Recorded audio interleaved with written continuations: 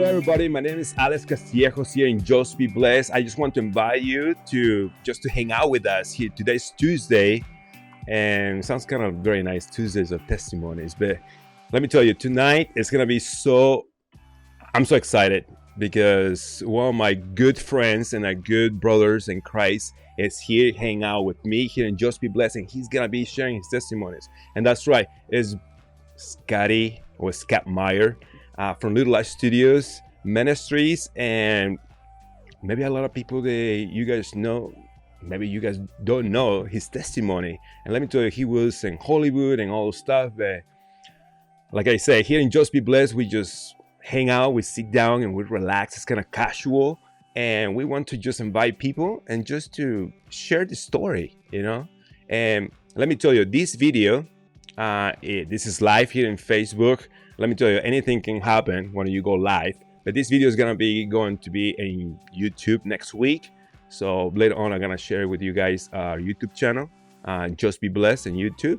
But let's not waste more time, because let me tell you, I really want to just take every second to hang out with Scotty Meyer. All right, so let's welcome him. Scotty, thank you so much for being here and Just Be Blessed. Thank you, Alex, for having me, man. It's a blessing to be on your show. Thank you. Seriously, to me, it's an honor just to you accept it and just to hang out, right? I mean, just to talk about how God is so good in our lives, right?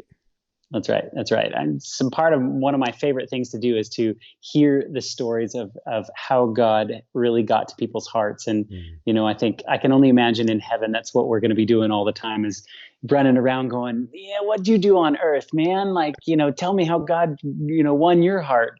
So this is a little taste of heaven right here. A little taste of heaven. That's right. And might as well, I mean, just use technology, right? That's right. To share the gospel, to bring something positive to this crazy world. That's right. Especially more than ever right now. I mean, people are, you know, their hearts are failing for fear. And so, you know, to hear the stories of how God, you know, he's victorious and he's powerful. And, you know, he's mighty. He's got this thing, you know what I mean? We just need to put our trust in him. That's it. I love it. And let me tell you, like right now, we're gonna start this conversation with Scotty Meyer. And one of the good questions that, you know, here in Just Be Blessed is not just tell us your testimony like in 5 minutes, but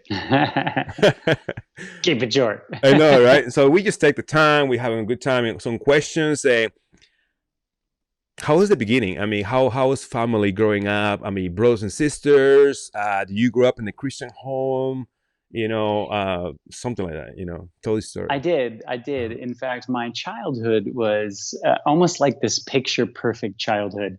I was one of two kids. My older brother and I were part of my original parents, and we lived in a little town in Northern California called Paradise. And we grew up in a Christian home, went to church, was very involved, lived on the canyon. As a kid, I mean, I literally lived outdoors. I think I came home for food. That was about it. And I absolutely loved my childhood. And so very, very normal upbringing. And my dad actually had a little 8mm film camera. And so my brother and we used to like write these little tree fort stories, and we would get all the little neighborhood kids together, and we would have them come and be in our little stories, and then we'd have my dad shoot them, and then we'd watch them. So I actually have a lot of like little films from when I was a kid, playing with Legos and like making Lego stories. Like, hey, I made the original Lego movie, man. Yeah, for sure. So that was kind of fun. I mean, I've been to, Paradise when it was Paradise. I mean, there is another story, right? I mean, very sad. Very small, very nice town, lots of woods around. I mean, when I was going, you know, from Chico to Paradise, I mean, you're going to the mountain, you know, going up there. And it's like, wow, people just enjoying the weather, because, I mean, you can feel the difference, you know, I mean, from Chico to Paradise. Yeah, Uh, it's beautiful. You know, it's mhm. only an hour away from Tahoe. So if you've ever seen pictures of Tahoe, I mean, Tahoe's absolutely stunningly Yeah. beautiful. And so it's kind of at the foot of the Sierras like that. And if you really wanted the warmer weather, you could go down in the valley in Chico. Mm, But Paradise kind of had, you know, it had a winter. It would mm, snow in the winter. It had a summer. It would be really hot. It had a beautiful spring, beautiful fall where all the trees would change colors.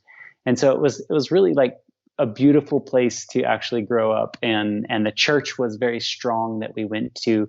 There was a hospital, and so the church had a lot of like people that worked at the hospital, which mm. drew a lot of people to the town. Yeah. And so it had a little school, church school, and it was large for a small town like that. It was only 30,000 people, but our church probably had in its heyday about 1,000 people. Wow. So it was a good sized church. That's pretty good. That's pretty good. So I'm sure, I mean, you didn't grow up in the city. Nope. So we cannot wait to just talk about Hollywood and why you decided to go over there. But before that, so tell us, how was those?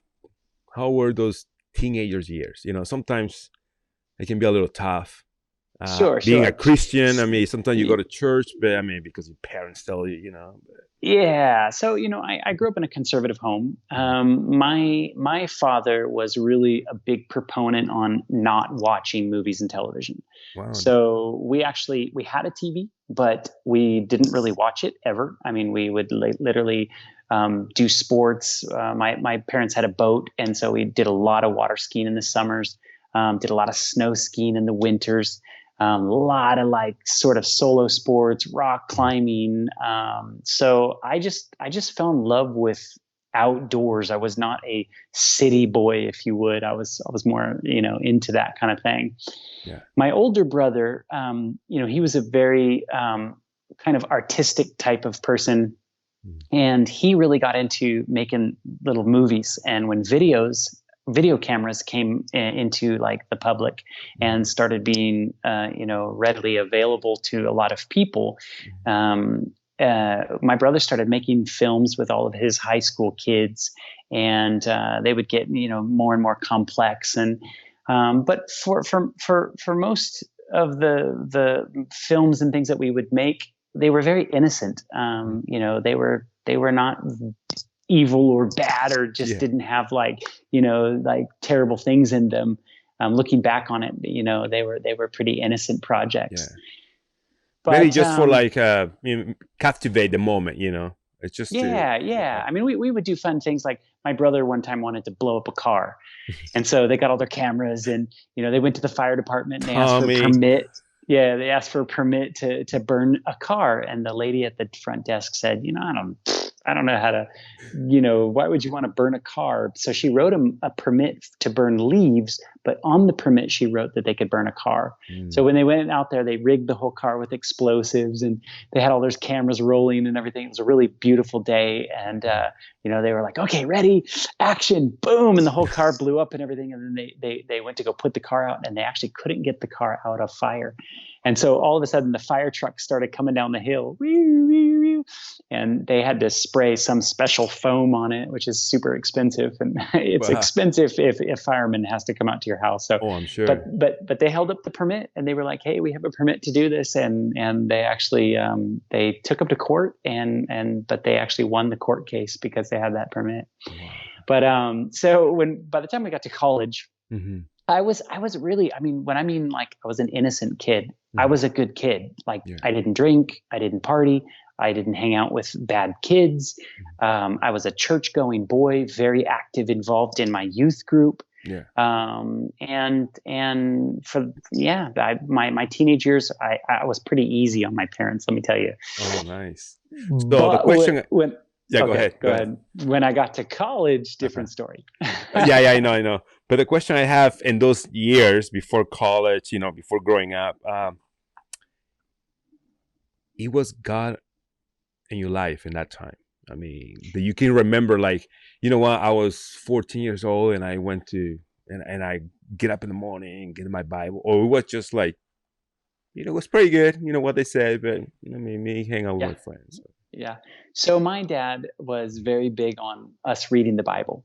And he was, we always had family worships, Mm. always. I mean, I can't think of a time that we did not have family worship as a kid. Mm. And he would even take it as far to like, he would ask the question, did you read your Bible? And if I said no, I woke up too late or whatever like this, he said, okay, we'll go to school late.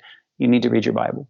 Like that was that important to him that Mm. he would rather me go to school late and study my Bible.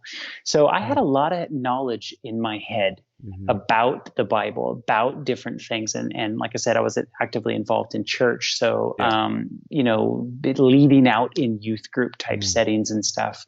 And so that was kind of my teenage experience. But when my parents divorced when I was about maybe 12 years old, Mm. and my mother moved to Southern California, and my father remained in Paradise.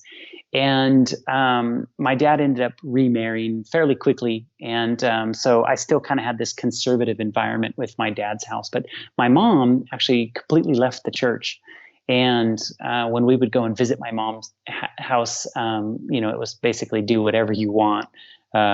So I ended up living with my mom my senior year of high school, and I got myself into some party lifestyle in my senior year of high school. So it began to kind of be a slippery slope to me. Yeah. And then I ended up going to a Christian college, and but the wheels had already sort of started to come off the train at that point. Yeah. And I didn't know what I wanted to do in life. So when you show up to college, they often have a career day where like first couple of days you go to college, they'll have all the booths set up in the gym, and you can walk through and you can say, oh, do you want to be a doctor? Do you want to be a business guy? Do you want to be what do you want to do? And you can talk with professionals that are there, and it kind of gives you some inspiration on which classes to choose and stuff. And there was a film degree that was offered at the school, and the Harrison Ford's brother was the teacher, and he looks just like Harrison Ford. And so I was just like, no Wow. way, there's like this famous guy like teaching at the school, and he'd been in like lots of different movies and stuff like this. It's not as famous as his brother, but Mhm. and so I said, hey, I'm interested in making movies and stuff. That seems like it would be fun. So I signed up for some of the film studies classes. Mhm. And because of his connections to Hollywood, because of his brother, Yeah. this school that I went to was near San Francisco. It was kind of like out in the Napa Valley. Okay. And so it was a small core class, maybe 30 kids in the whole class. And he was friends with George Lucas and all, people that had studios up there. And so he brought us out to watch a film being made, a movie called Sphere that was like a Dustin Hoffman and I don't remember who else was in it, but Dustin Hoffman movie. And that was my first experience ever walking onto a movie set. And the day that I walked on, I was like, oh, I want to do this for a living. Like this, I can't believe these people get paid. Like this is fun. I would do this for free. And so I really got bit hard with the creative bug to want to make films seriously and to take it seriously. But this one particular teacher, Harrison Ford's brother, he wasn't a Christian. And so he didn't have a perspective like, hey, you're going to make movies and you're going to make movies about God. It was you know what? Nobody is going to watch your movie if it's going to be about Jesus. So you need to go to Hollywood, and literally they don't care where you graduated from. Unless you go to NYU, USC, or some big, film school name, this little liberal arts school in the Napa Valley, nobody knows where you are. So you're going to have to start from the bottom anyway. And I was like, well, why am I paying all this money to go to school if it doesn't matter? And so at age 19 years old, I pulled out of college and I went down to Los Angeles, and I knew one person that was in Los Angeles, and she was an actress, still is an actress today. She's been in kind of a lot of movies. And so I went and stayed with her, and then I saw how people treated her, and I was like, oh, I want to be an actor. Like, oh my goodness, like that looks fun. I mean, she had a place in Beverly Hills, and it was just like I totally I got want bit that by kind of that. life, you know. I want I that want kind that of life. life. I want that life. Yeah. And so I hooked up with her manager, and who was a guy who was really well connected to Steven Spielberg and a bunch of different people. He had managed some pretty famous actors. And I started in acting classes, and I moved down there and got an apartment, and just said, I'm going for this thing. So before we go into a little more deep in that stuff, what you what your parents thought about, especially your dad. I mean, it seems like, religious guy, want That's to a protect the spiritual life, for my kids and all stuff. And why ex- reaction? excellent question, Mm. actually. My dad hated it. In fact, I had a lot of upset phone conversations that ended up in a hang up. He was not happy. He was like, "You are going into the belly of the beast. What are you doing? Like, you know better than this." And I was just like, "No, Dad, don't want to hear it. No, Dad." Mm. And basically, it was so bad that I ended up going, I think, years without talking to my dad. Just to make that And decision, right? I mean, you're a father. I'm a father. yeah, it'd break my heart. That was It'd just, absolutely break my heart. it's just, And wow. my mom, because she was in such a different space of life, Yeah. she was like, "Great, that'd be awesome if my son was famous. Go for it." Like, so I got a Mhm. lot of encouragement from my mom, and I think my dad knew. He just knew like what that world was all about. Mm. And so upon moving to Hollywood, I didn't really have much money, Mhm. and Hollywood's pretty expensive to live in. So I ended up living right near where Paramount Studios is. And at the time that I moved there, this is like early 1999. I moved there, and when I moved there, the places all around Paramount Studios was pretty rough. I mean, it was like gang territory, 38th Street, all little gangsters and stuff all lived around there. And I just found this one apartment, and this one lady, she was like, "Oh, are you wanting to live here?" And I said, "Well, how much is the rent and stuff?" And she said, "Oh, it's $500, And I was like, "Oh, okay, well, I really don't kind of have that right now." And she said, "No problem. You can live here till you can get the money." And I was like, "Really? You're gonna like let me live here for free?" And she said, "Yeah, no problem. You live here. You pay me when you get the money." And I was like, "All right." All right. So I had been a valet in just college and stuff, just to do little jobs and stuff. So I Mhm. actually went downtown Beverly Hills. I got a job as a valet, working at a place called Mr. Chow's, which is right on Rodeo Drive. So it was like where all the famous people, I mean, literally every day someone famous came in. I was like, my second day of work, I parked Brad Pitt's car, and like, I Wow. was like, this is awesome. And of course, them being celebrities, they tip you really well. Mm. And so immediately, the first day I moved to Hollywood, I made money because I lived there, or I worked as a valet. And so and then I did that for a little while until I kind of got up a little bit of capital, and then I met a bunch of people, and they said, "Hey, you should work at a gym." And it's a gym up off a Sunset where all the celebrities come and work out. Britney Spears works out there. Justin Timberlake works out there. You should work there. So I went to this gym and got a job there, and that's where I kind of really started meeting different celebrities and people that were involved in the entertainment industry.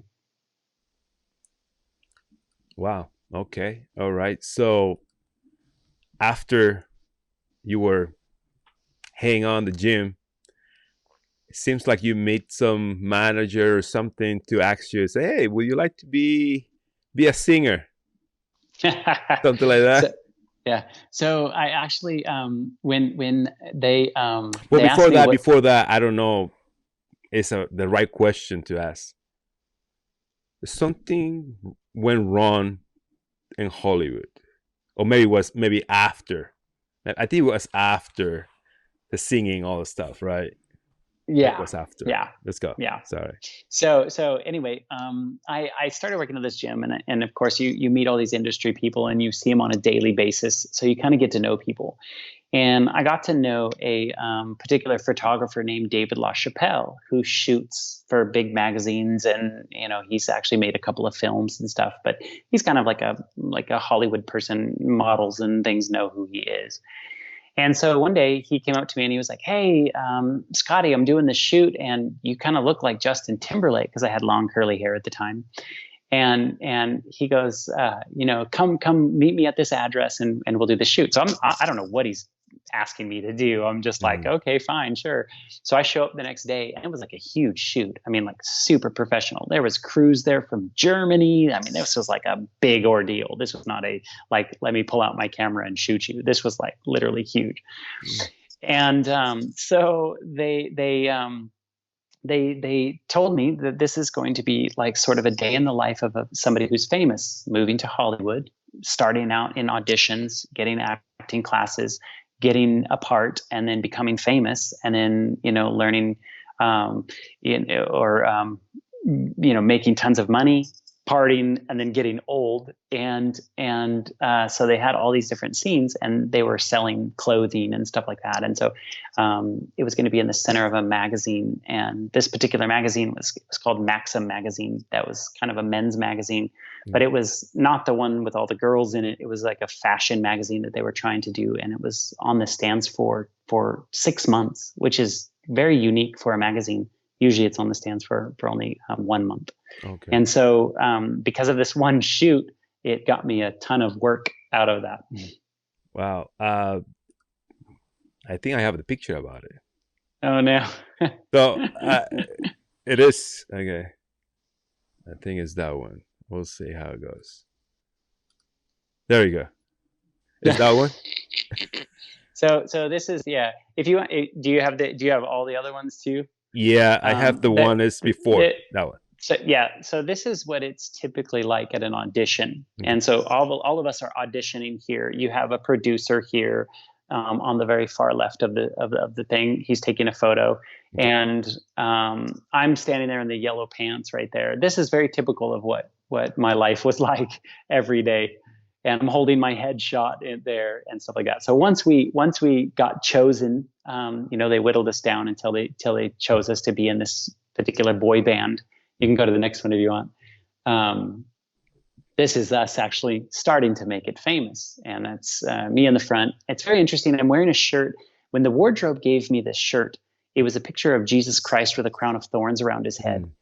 And I thought it was really strange. I was like, okay, I grew up in Christianity, and it's like, why did they give me, the one Christian in the room, this shirt to wear with Jesus Christ and the crown of thorns around his head? It was very strange to me that they chose me to wear that. But anyway, so I have a question. So these auditions and everything is just to be an extra, to be in a show, or it was like, no, I mean, this is like to be a singer. Yeah, so this was just a photo shoot talking about what it's like to go to auditions to become a singer. Yeah. But I was more in the acting. I didn't do any singing or anything like that. I wasn't in the music industry. I was only in the acting industry. This was a modeling job, but model. It was, yeah. So this picture it open you to more jobs. Yeah, so it was quite amazing, like how many actually other modeling jobs I got just because of this one magazine shoot here. So it looks very professional. I mean, it looks very nice. Yeah. But they had these other ones where they after we became famous, they had another shot with all the little dolls. Do you have that one? Yeah. So here they made famous dolls after us for little girls like this to worship. Okay. And it's like, yeah, it was just kind of it was very strange. And then after this, we started making all this kind of money. And then the next scene was that we started partying, and we were kind of out of control. And that's often what happens in Hollywood. Once everybody starts making money, they start to party and get out of control. And then, go ahead. I mean, I don't have the picture for the party, but I mean, I can just, I mean, Hollywood, just it's like party life, and all stuff. Yeah. And uh, Yeah. so I had this picture of like what happened. So after we are partying in that scene, then we Mhm. get busted at the airport with drugs. And so this lady here is one of the airport checker and inners. And what's really interesting about this photo, though, this photographer, he actually chose a bunch of people in the background that were pretty much that's what they were. Like the guy who's standing behind me, the black gentleman, he Mhm. actually was a drug dealer. And he used to sell drugs to everyone all the time. And there's a wad of cash that's in the scene. I don't know if you can see it right here, but I think that the guy, the producer The with the producer. glasses, Uh-huh. yeah, he's got a wad of cash. That was actually the drug dealer's real cash in his pocket. They asked him, like, "Hey, does anybody have any money here?" And he pulls out this wad that was like this, and they ended up putting it in the scene, which Wow. was kind of interesting. So after this, we get busted at the airport. Then our lives are a total train wreck. We lose our jobs, and we're old. And they made us have bald caps. That's me in sort of the Mhm. on the second from the right. I'm sitting next to the guy in the pink, Yeah. and the caption at the top says, "Where are they now?" And we're at this like talk show, and the Uh-huh. host is interviewing us, and we're like this old tired out band. Yeah. And like you see the guy with the plastic surgery and stuff like this, and the Uh-huh. little sign that they're holding up, it says, "How does it feel to be so successful, and then to lose everything, to lose your Right. families? Yeah, your It parents must passed have away. been devastating." Yeah. Wow. And after when I kind of got reconverted into Christianity again, Mhm. um, looking back on this, I was like, wow, this was the beginning of my time in Hollywood. It was like as if I was getting a snapshot of what my life would have been like Yeah. if I would have continued down this road. I Mm. mean, I did get involved in the parties. I did get involved in the drugs. I did get in, the only thing I didn't do is get arrested for it. Yeah. But it's like, if I would have made it famous, that would have been my life. I Yeah. literally was train wreck. And so, it was really interesting that I got that photo shoot and was like, wow, here's a picture of where my life would go. Wow. Interesting. Interesting. Uh, if you guys have any question for Scott Myers, please send it to us here in Just Be Blessed. Any questions? You want to say hi or something like that? We can just have a good time here and Just Be Blessed. Uh, Let me tell you, this testimony we just kind of like in the beginning of the testimony, and let me tell you, please share this link so other people can be blessed. Right now a lot of people talk about coronavirus and all this stuff, and maybe the press or something like that. Share this link, because let me tell you, we're gonna hear how God changed Scotty. And let me tell you, for this party life and Hollywood and everything, I cannot wait just to what he's gonna be sharing with us, how God delivered him from Hollywood and all that kind of life. So let's go back to with Scotty. Okay. All right, Scotty. So let me So tell you, I have a question. Gonna be the sure, question. go. I heard this before you saying, but I just want to ask you, what was the, we hear stories, we hear, Hollywood. Everybody wants to go to Hollywood. Everybody wants to that kind of life you were talking about. What was the moment that you see like the craziness of Hollywood? I mean, I don't want to go to the, to adult thing, but I like kind of like you say, like, wow. I mean, only happen in Hollywood. If you want to share. You know, you know how the Bible talks about train up a child in the ways and of God, and when they're old, they will never depart from it. Mhm. Totally. So I had the training as a child. The information was in my brain, and it didn't matter how far I went, whatever I got myself into. I got into the drugs and the parties and the bars and the women and the you name it. Hmm. And all of a sudden it was like every single time I knew what was right and wrong. There was never a time that I was like, you know, I don't believe in this God thing. You know what I mean? I was in the middle of Vegas, like, blitzed out of my mind. And I was living there looking around in the club and going, wow, humanity has fallen so far from what God intended us to be. I would have these kind of thoughts, literally.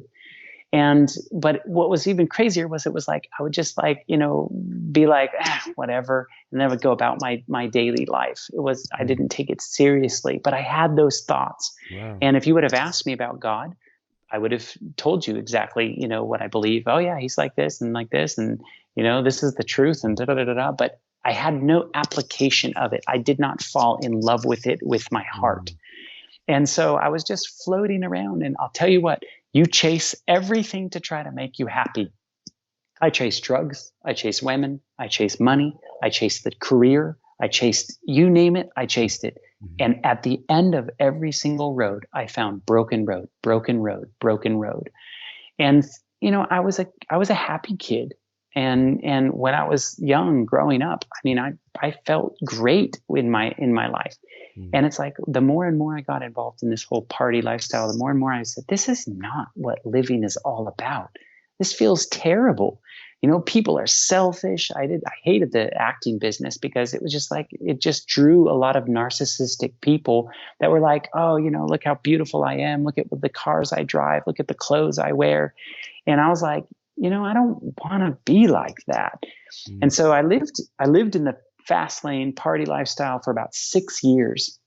My older brother, Tom, who I used to make movies with, he actually moved to Hollywood. He went to film school with me as well. And he ended up moving down there about a year after I did. And he lived, he just went straight to the beach and kind of lived around Venice Beach and Santa Monica. And I lived more in Hollywood. As far as the crow flies, it's like 15 miles, but it takes you 2 hours to get to because of all the traffic.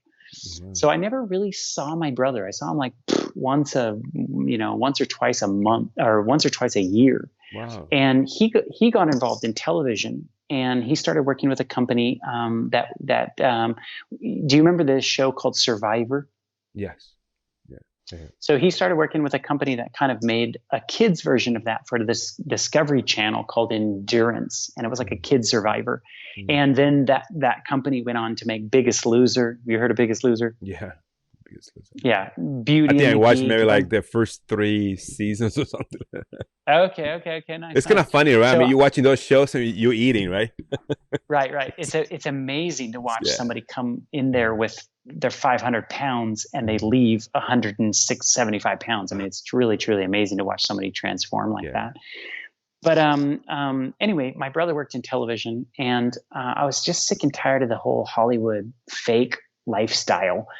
And I called my brother up and I said, Tommy, can you give me a job? Like, I'm tired of this in front of the camera stuff. I want to try the behind the camera, because I went to film school, so I knew how to make stuff. Yeah. And so he called up the director and he said, hey, my brother wants a job.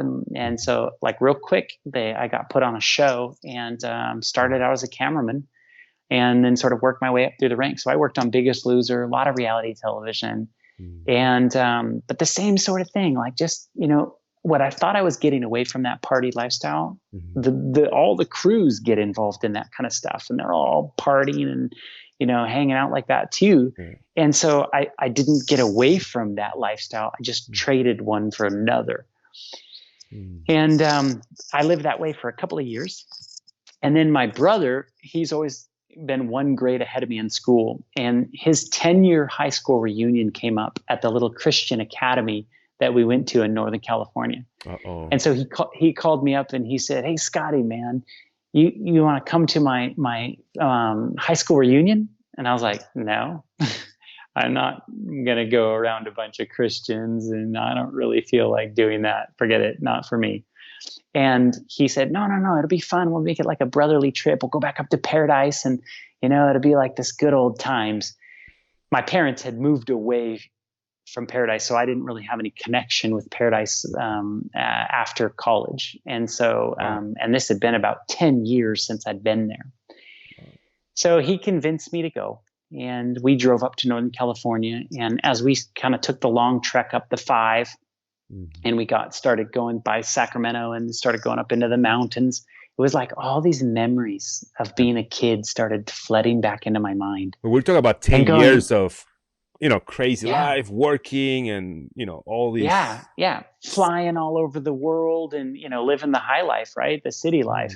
Mm, mm, And all of a sudden I was like, man, I used to play outdoors all the time. And, I went to this church school and, it's like all these memories started kind of flooding back in. And mm, right when we pulled up to the church, of course, a bunch of my friends' parents still live there. mm. And so they saw us pulling up and they jumped out and they were like, Tommy, Scotty, how you guys doing, man? How's Hollywood? Everybody had heard that we'd gone down to Hollywood. We said, it's all right. And they're like, well, what movies have you worked on? What celebrities have you met? And they just kind of bombarded us with Hollywood questions all weekend long. Mm. And so, people started treating us kind of like celebrities. They were like, when they would have potluck, they would bring the whole tray of dessert over to us and set it down on the table. And you guys eat this whole thing, like we couldn't eat the whole thing. Yeah. And it's like people were kind of just acting funny. Mm. And there was this one kid that was kind of watching this experience happen. And he was seeing how everybody was treating my brother and I. And he goes, hey, all these people, like they care only about what you've done in this world. But I have a question for you guys. How's your relationship with Jesus? And it was like time just kind of stopped. I just went like this, and I went, "What do you mean?" And he was like, "Well, why don't you come over to my house? I want to tell you what Jesus has done in my life." Now, I have to give you a little backstory on who this kid it was. Okay. This guy was, he was kind of like a problem child growing up, always the one to get kicked out of school. Yeah, they were the first to try drugs, and this was somebody who was really like had a rough beginning in his teenage years. And here he was in his right mind asking me how my relationship with Jesus is. And I was curious about that. I was like, what in the world? When you see somebody's life really changed, there's something attractive about that. And so my brother and I went over to his house that night, and he just started opening up his Bible. He started reading, started telling us about the moment he got turned around. And I remember just sitting there listening to him and just being like, what is this? Like, it's been a long time since I've talked to people like this about God. And then as it started to get dusk, he said, hey, can I pray with you? And I was like, sure. Well, I grew up praying. Well, sure. Yeah. And my brother had brought his boxer dog. He had this like sweet little boxer dog that he always brought everywhere. And as we gathered together to pray, the boxer dog literally went crazy. I mean, the hair on the back of his neck just went up, and he was like barking into the air. And so we thought it was kind of weird. We were like, yeah, that's so unusual. He doesn't do that. He's like this really sweet, nice dog. And so we quieted him down. And as we gathered together to pray again, the dog's like, rrr, rrr, rrr. There was a little nutcracker that was sitting on the kitchen counter. And as we just literally huddled together to pray, the hat on the nutcracker came off of its head and flew across the room and hit the wall. So there's no one else in the room. There's no one else in the room. And it freaked me out. I mean, like literally. I believe so. Me too. I would. Hair on the back of my neck, because all these things that I'd been taught as a kid, all this stuff. I know there's a spiritual war going on. I know there's a God. There's a Satan. I know there's evil angels. Yeah. I mean, there was never a moment where I questioned that. Yeah. And then all of a sudden it was like the reality of it in my room was like, oh my goodness, I've probably brought this here. Like the places I've been, the dark things that I've seen, the evil that I've gotten myself into, I'm sure whatever I brought with me was upset that we were going to pray. And he showed his hand, and it freaked me out. Wow. And so like all of a sudden I sat on the couch, and I remember just sitting there like literally all night long. Just, I couldn't sleep, and I just was like, what am I doing? Oh, so you went home, or you went? No, we stayed there. We stayed there. I sat on the couch literally all night long, awake, just thinking like, what am I doing? I'm seriously totally on drugs in the middle of Hollywood. I have no interest in God whatsoever, and I'm lost. And it was like this total realization that like, if Jesus were to come tonight, I would have lost my salvation. And so I made my brother drive me to the airport the next morning, and I was just freaked out. I just literally went and I bought an airplane and I just flew home. I just wanted to get home. Yeah. And I remember going home and just like, walking around Los Angeles, just going, dude, I don't know anybody that literally knows about God. Like, I've surrounded myself with people who don't care about God. All they care about is themselves and partying and making it rich. Yeah. And then I was like, oh my goodness, how did I get so far away from God? It wasn't like one day I just decided I don't want to follow God anymore. It was like little choice after little choice after little choice after little choice that I walked really far out into the ocean. And then all of a sudden I turn around and it's like, I'm seriously lost in the ocean. Wow. So I prayed a simple prayer. So that was, yeah. What was the prayer? Do you remember? I do. I remember it very specifically. I said, God, I know you're real. Show yourself to me. Show yourself. I know you're real. Let me see it. And I started praying, send me somebody. Send me someone that can re-inspire me into a relationship with you. And all of a sudden, a couple weeks later, I get a knock on my door, and it's this kid who asked me, how's your relationship with Christ? Oh, the kid from Paradise. Yeah, the kid from Paradise. Okay. I told him if he ever wanted to come to Los Angeles, he's welcome to stay with me anytime. And so he brought his guitar. He had his suitcase with him, and he said, hey, I want to come stay with you for a while, and let's have some Bible studies, and let's just do this. And I just was like, seriously, God? Like, cool. You ask him for something? Yeah, you ask him for something and he's going to answer it like that? That's awesome. I didn't call this kid up and tell him to come and visit me, right? God is awesome. And it's awesome. And so we started having Bible studies and started playing music, and I mean, it was great. And so immediately I realized I need to change my environment. I need to change all the people that are around me. So I deleted people in my phone, anybody that had to do with parties and drugs and anything like that. I just literally swapped out everybody, and I moved into a new apartment and changed my environment. Okay, and so you knew it was, you want that change in your life. I wanted the change. And it was like, you know what, I'm going to change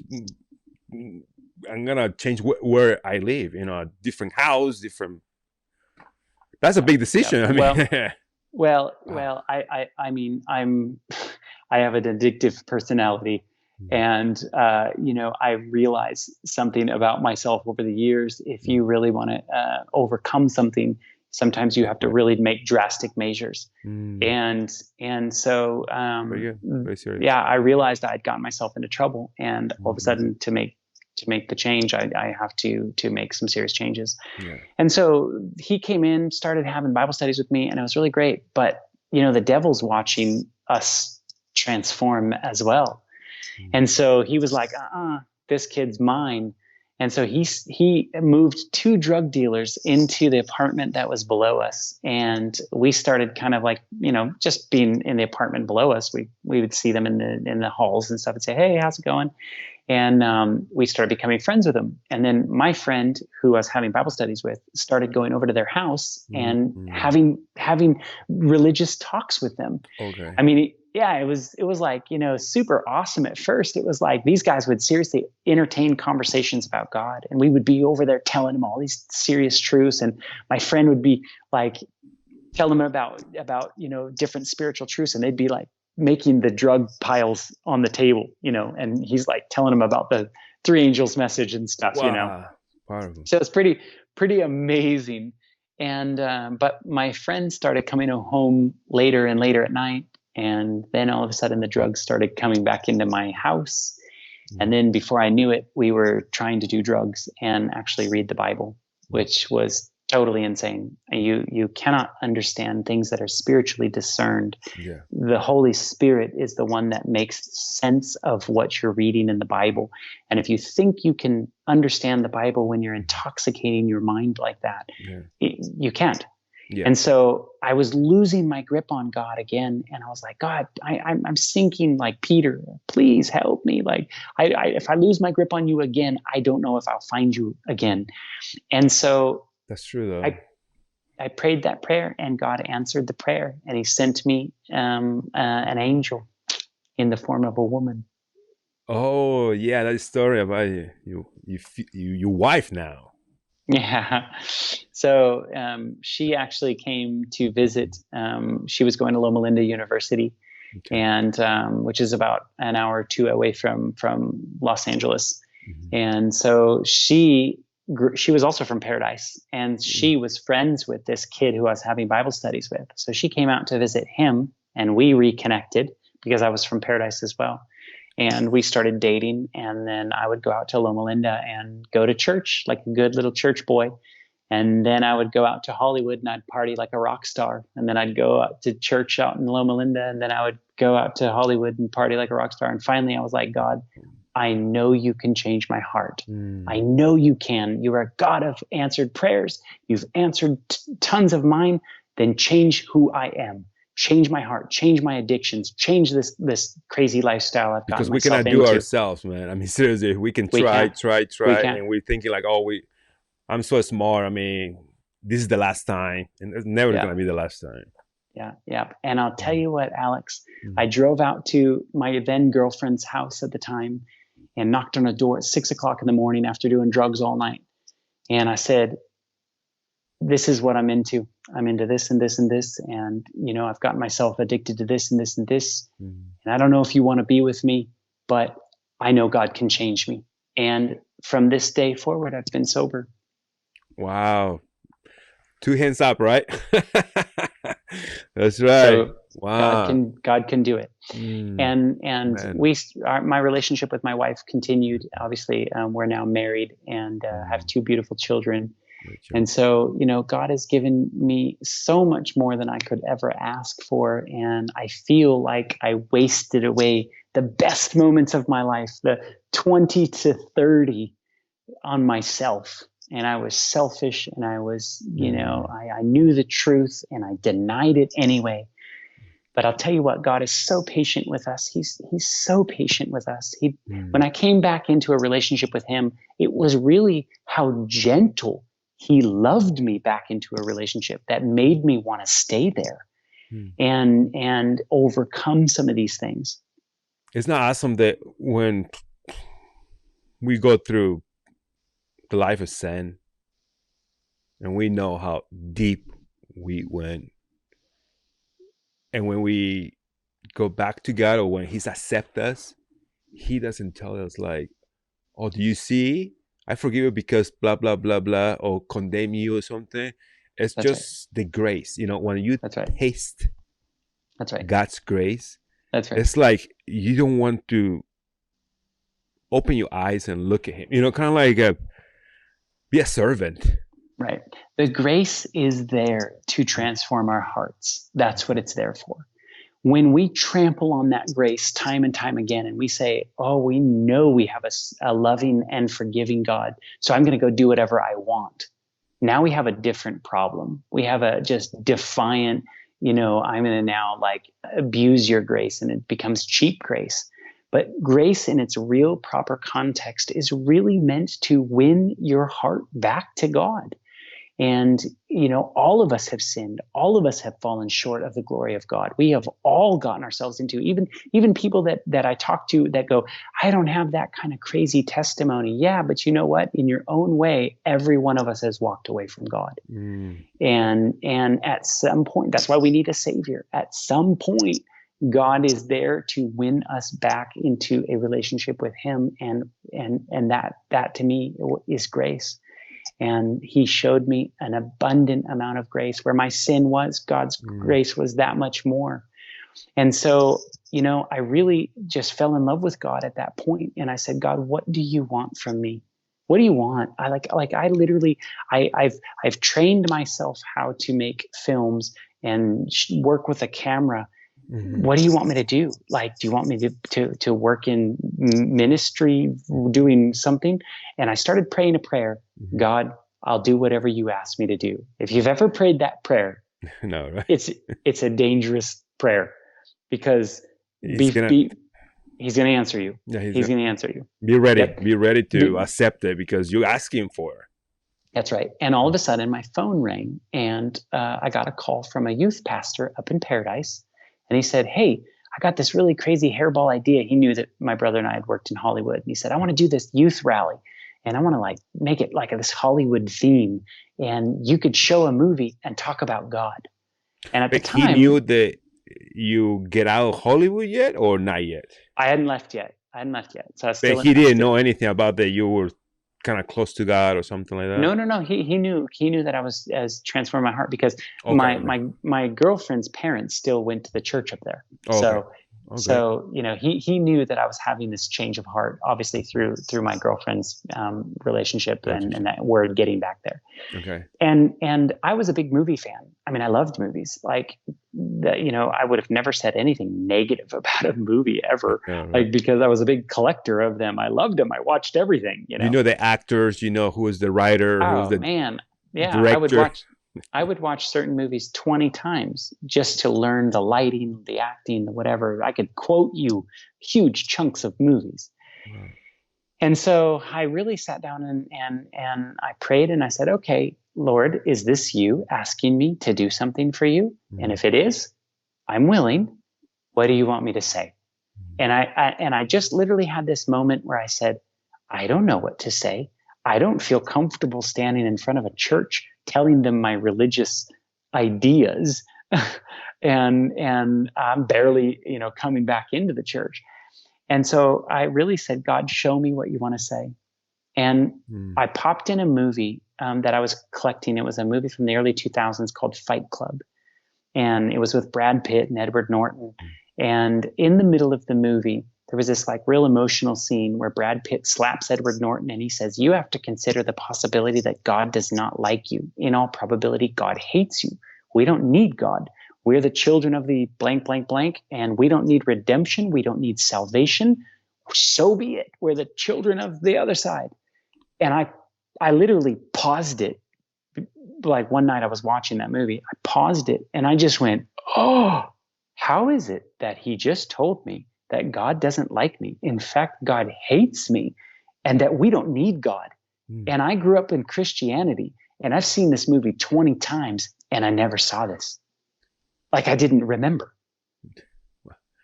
The subliminal message, right? I mean, we can talk about hours after hours and we're going to talk about later on, but that is crazy. I mean, like you were telling me, I was watching like 20 times this movie. I never thought about it's going to be something saying something negative about God, about Jesus. Yep. And what that did to me was I said, how many other movies do this? How many other movies are saying something negative about God that I didn't catch? And so I started popping movies in, and see, I was already analyzing them because I was looking at the lighting, I was looking at the acting, I was looking at the technical ways of making a movie. But then all of a sudden, God woke my mind up, and I started going, what's the message? What's the message that they're trying to teach? And once I started opening my Bible, and then I started reading the message, I was like, oh, so many movies attack God. They attack biblical principles. They flip they flipped all the biblical characters all around. And the imagery is like all just literally satanic and Luciferian. And I said, oh my goodness, what am I involved in? And so I put it all together in a presentation. I called my brother up, who also worked in television. I said, hey, you gotta come do this presentation with me. I called up another friend of mine named Brandon. You've had Brandon on the show. Yeah. He started our ministry with us. He was also from Paradise. Mm-hmm. And I said, Brandon, I don't feel comfortable talking about the religious stuff. You've been, Brandon was like trying to witness to me throughout the years. He was a close friend of mine. Mm-hmm. And so I invited Brandon to come, and we did, the three of us, we did this presentation weekend called Battlefield Hollywood. We gave it a name. It was called Battlefield Hollywood. And it really showed the science, what happens in your brain when you watch TV. And then we kind of talked a little bit about the advertising industry, because they share they use those products to sell you things. Mm-hmm. And then we picked apart a couple of movies, like superhero movies and things that they basically use this imagery and attack God.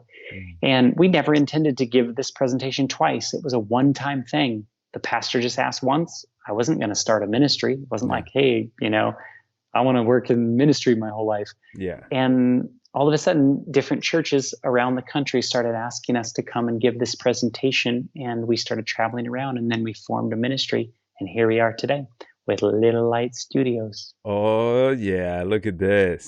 Little Light Studios. So I'm sure That's a right. lot of people that know about Little Light Studios. For how long you've been doing ministry?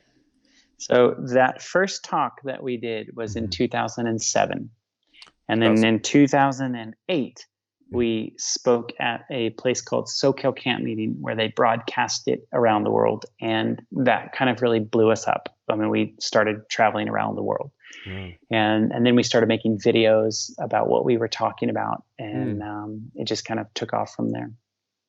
So you never thought about like, oh, I'm gonna be doing ministry. I mean, God has called me for this and all stuff. And Nope. okay, I'm gonna go If back you to. would, Yeah, go ahead. if you would have met me in Hollywood and told me that someday I was going to preach a message in a church or I was going to work in a ministry, I would have laughed at you and told you you are insane. Wow, but God has power, right? I That's mean, right. He wants you to be in God's kingdom and what you're doing for Christ. Uh, t- uh, seriously, you guys you're watching right now, this is live. This is live and going Facebook Live here in Just Be Blessed. And let me tell you, I just want to let you guys know that this video is going to be available next week here in our YouTube channel here in Just Be Blessed. Please come to check it out. If you haven't subscribed yet, come check it out because you might gonna see some people they share a testimony. And right now I see brother Mikey is live right now. He's here watching this testimony. How you doing, Mikey? He shared his testimony right here from God to God. Mikey Jenny's story and Powerful testimony. powerful Powerful. yeah, powerful testimony and more YouTubers here and pastors and the journey for new age to Christianity, Sister Leah. And seriously, go check it out and Just Be Blessed on YouTube. This video is gonna be in next week. And let me tell you, we talk about Little Light Studios, and let me tell you, what a blessing, Little Light Studios, because also it's on YouTube. I'm sure you guys been watching these amazing DVDs, videos that they do, exposing darkness, right? From Hollywood movies and marketing. I mean, loaded. Please go over there and tell us about the DACO Tuesday because it's getting a little. So everybody's stuck at home, and what we're noticing is there's actually like a lot more views on some of our videos. So we kind of came up with an idea of saying, we have a lot of documentaries that we never put on YouTube. They were specifically designed for DVDs and sharing with people, and there's a lot of people who have been blessed by the content we've been putting on YouTube, but have never seen our documentaries. And we put a lot of energy. Like some of our documentaries took 3 years to make one. So, Duology. yeah. And you know all about it. Yeah. So, and let me tell you guys, now we talk about Little Light Studios and everything. I'm so fan and I love the ministry. And I'm so supported that I have a T-shirt right here, Little Light Studios. Yeah, I got one too. Oh, there we go. Little Light Studios Espanol. Espanol, yeah. Well, I'm gonna be sharing my testimony here in Just Be Blessed, and I'm like, I don't want to take this time because it's your testimony, but just very quick, I found out about Little Light Studios, 2011. Listen, Scotty Meyer. A presentation called the title it was American Idols. And the American Idol he was talking about, and I was a fan. I mean, superheroes. Batman was #1 in my life. I mean, just to be honest. And when I was listening his presentation of American Idols, he was talking about superheroes and how practically the enemy, how it was changing those the hero, the movie, the superhero, the Luciferian, you know, uh, the enemy is superhero, you know, the but the character of God, it was the enemy. I mean, it's kind of all upside down, right? So I was like, what? And he was showing clips after clips, and I was like, I watched that movie. I never thought about that he was attacking about God, you know, or something like that. You know, I mean, go to church. I go to church. I just watch superheroes. I mean, they don't have bad stuff, you know what I'm saying, as a Christian, right? But they're attacking and putting negative thoughts about my God. So I was like, who's those guys? And I remember the next day I was like, man, who's Little Light Studios, right? And that was my journey. And yeah, and I would tell you guys, you know, I support Little Light Studios for many years. And Yeah. Alex has been doing a lot of hard work for us over the years. He's the chief director of the Spanish department and has done an incredible job with translating our videos into Spanish and stuff like this, man. And it's been a real blessing to have you a part of our team doing that. So, you know, love what you're doing here on Blessed. Just be blessed, man. This is an awesome show.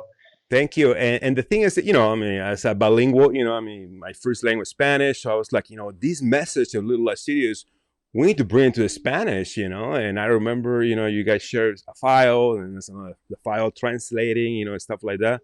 And what an awesome opportunity, you know, that you guys asked me like, hey, you want to do that in churches? I'm like, me? I just translating. That's another story. But yeah, I love Little Light Studios, you know, changed my life totally. Praise God. Yeah. And right now, you know, English, you know, I love people's testimonies. You know, I have my own testimony and I'm like, why does not create just be blessed, right? Right. And so, yeah. In Spanish, Little Light Studios en español. English, That's just awesome. be blessed. That's Slice awesome. Little Light Studios English. Yes. God is good, right? God is good. That's right. That's right. God is That's right. good. Okay, Scotty. So tell us, how God changed your life. You know, just the amount of joy and peace and satisfaction that He's given to me just in being involved in a ministry and going around and laboring for the souls of humanity and trying to inspire them with a closer walk with God, and, you know, not putting evil things in front of your eyes, and all of that has really just transformed my own personal walk with Him, and it's encouraged me. I mean, I've been given a very interesting vantage point to travel around the world, to see God working in all these different countries all over the place. And it's like, you know, like I'd be down in Brazil when I went down there a few months back. And then I would stay with these people who could barely speak English. And you know, they would take me out and we would go play in rivers and, you know, jump off rocks and swing in vines and stuff like this and play around. And I'm just like, what a crazy life that God has allowed me to have, that I'm getting a chance to fellowship with other believers in crazy parts of the world. I know, right? And then, you know, share what God has opened my eyes to. And so, you know, I'm, you know, forever indebted to my Savior for the grace that He's shown me, the abundance that He's given to me, and you know, giving me a beautiful team to work with. I love each and every one of my team members right now that we have with Little Light Studios, and they're amazing. You know, I enjoy going to work. Like I actually look forward to going to work. I have to make myself not go to work, you know? That's great. That's great. Yeah. So I'm happy, man. I don't, you know, I don't have the lifestyle that I would have had in Hollywood. You know, I could care less about the cars or the whatever. Yeah. And you know, what I think really drives me is seeing somebody give their heart to God. And whatever part we have in playing that, whether it just be inspiring people, making them think differently about the world around them, and, you know, considering that you know, there is a war between God and Satan. To me, it's like I couldn't ask for a better job. And let me tell you, the one many things, but one of the great things that I really like Little Light Studios is it's not just you guys hitting with the Bible. This is the way, or this is how it is, whatever. The beautiful thing is, like I share with everybody, is three aspects. Scientifically, I will show you what's going on. Biblically, and I will show you the facts.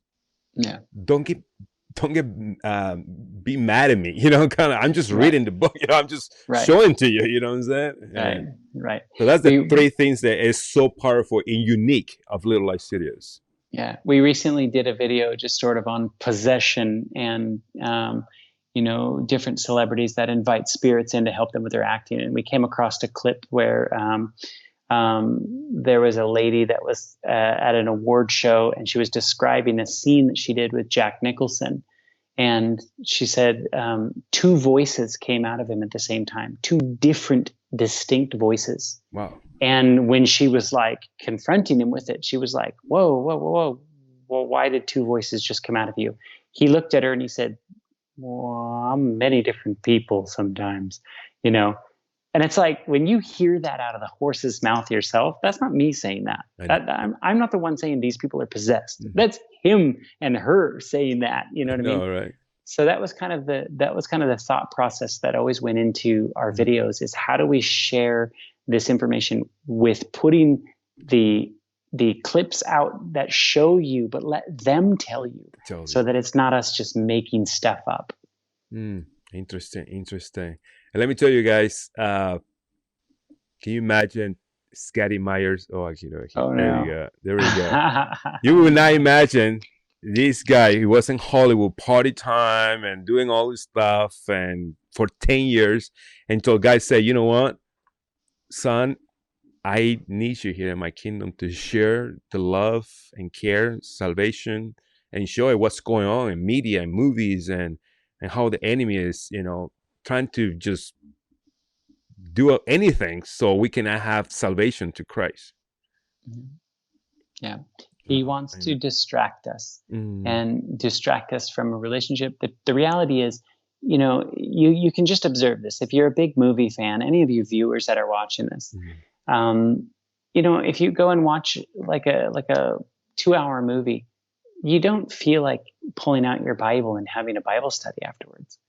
In fact, you will notice that the more that you watch movies, the less you're interested in really seriously spiritual things. And that's the way it was for me. It's like I kind of just replaced those things, because you're getting conflicting information. You're reading the Bible about how loving God is. Then you're watching these superhero movies that they basically make God out to be a villain. Like, those things don't rectify in your mind. Yeah. They're conflicting.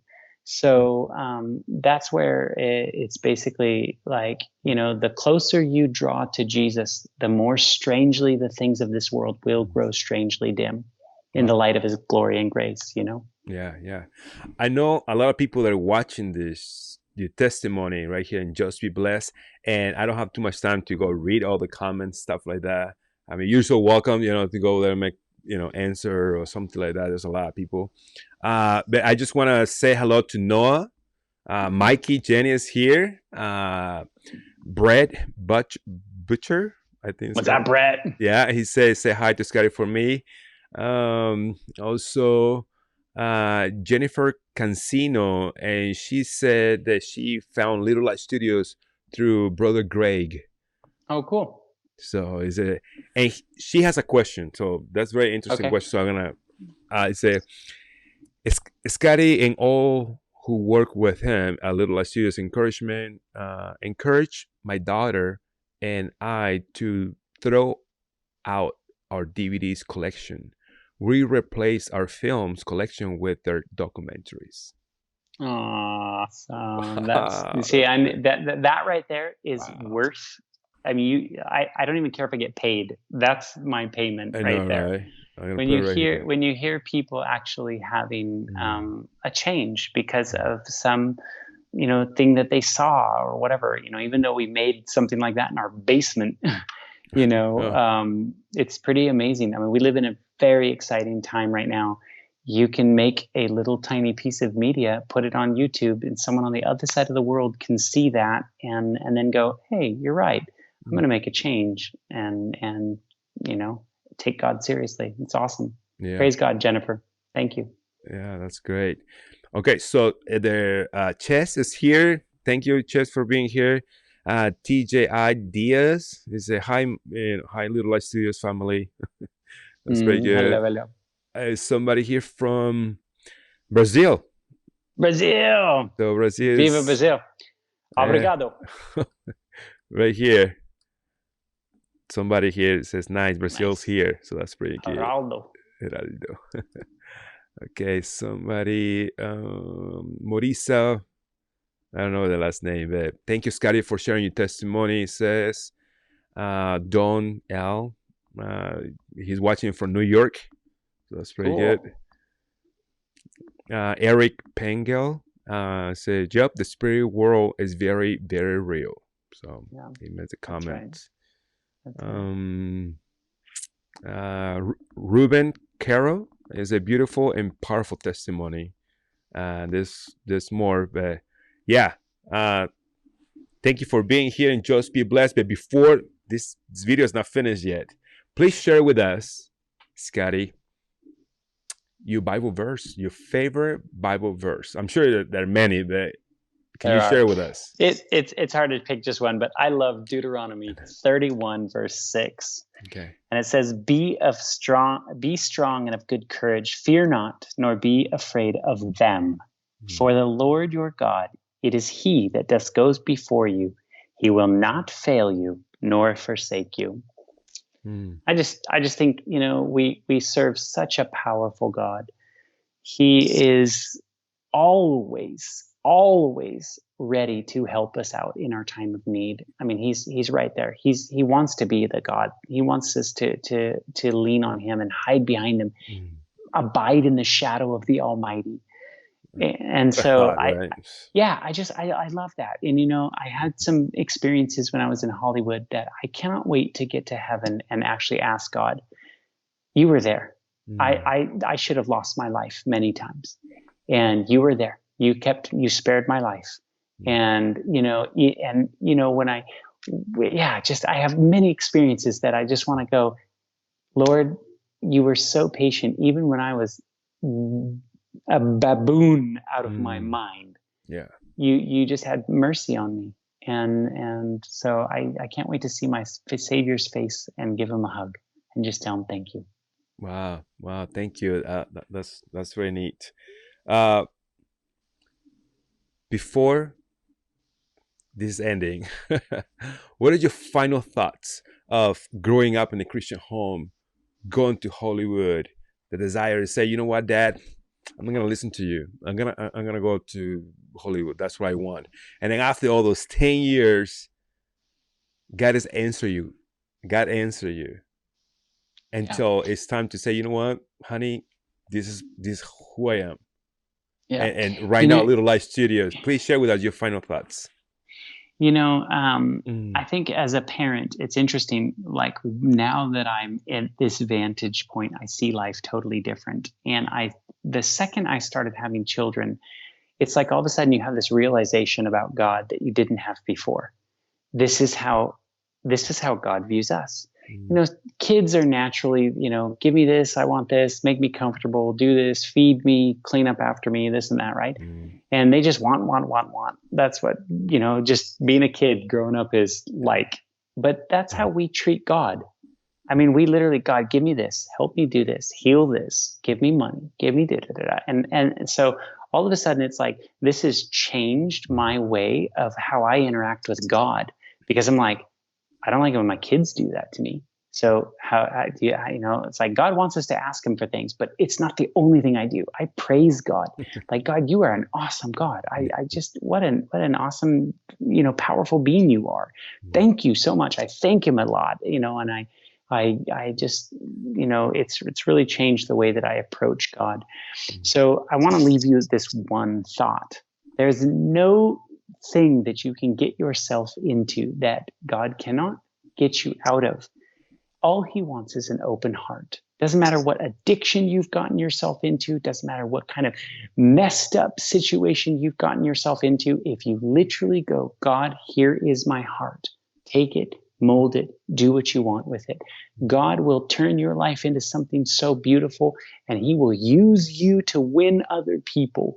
And so I'm telling you, the greatest thing that you could do for God is just surrender your heart to him completely, fully, not partially, not sort of, completely. And he will give you the desires of your heart. Amen. Amen. Powerful. Powerful. Thank you so much, Scotty, for sharing your final thoughts. It was very neat. It was very neat. Before I'm gonna share this, I don't know, Mikey making comments here. It says, me too, I love working for Little Light Studios. That's very neat. Mikey, like I don't know if Mikey told this in his testimony, but he actually called me when he was thinking about going out to Hollywood himself. And he has a whole crazy testimony of how he was going to go there and be a rap star. Yeah. He shared with us here. It's like an hour and 30 minutes testimony. Yeah, just like you guys got to watch Mikey's testimony. It's great. But I remember talking with him on the phone. Oh, really? And him asking me, hey, should I go to Hollywood? And I was like, it's not a good idea. And it's just been really neat to actually work with him. We moved from California out to Tennessee, and now it's like I've jumped into his backyard, and he jumped on board with us, and he's been a wonderful asset to our ministry. And I've really grown fond of just our friendship and stuff that I've had with Mikey. He's a great person with a heart of gold, man. And I've seen him literally win tons of people, even just in YouTube commenters that are nasty, and then he keeps communicating with them, and before you know it, he's sending them a Bible or something. So wow, it's been awesome. Yeah. And let me tell you, a couple of nights ago, just go to bed, and just checking, a little bit before you go to bed, I guess, checking social media, right? And I see Mikey, is online, and I'm thinking, okay, it's 9 o'clock here in West Coast, It's like 3 hours of difference, and he's awake. I was like, go to bed, and he's like, let me finish I'm talking about the mark of the beast. Like, that's right. It's like, let me just win one more soul, then I'll go to bed. Yeah. That's how he is, man. Yeah. Okay. Yeah, Mike can make comments. Okay, so let's finish this video. Thanks so much, Scotty, for being here, and just be blessed. It was an honor, and I had a great time, and I was blessed. You were here. Awesome. Thank you. Thank you. I was too. Don't hang up. I'm gonna finish this video, okay? Okay. All right. Thanks so much, you guys, for being here, and just be blessed. Scotty Myers was here sharing his testimony from Little Light Studios, from Hollywood to Paradise. Please share this link. This video is gonna be in YouTube next week. That's right here, and just be blessed. If you haven't subscribed yet, please, I encourage you, go check it out here, and just be blessed, and have a great time and watching all those testimonies and videos that we have. My name is Alex Castillejos here in Just Be Blessed, where we share people's testimonies and uplifting messages and how God is good. Thanks so much, and I will see you next week. Bye-bye.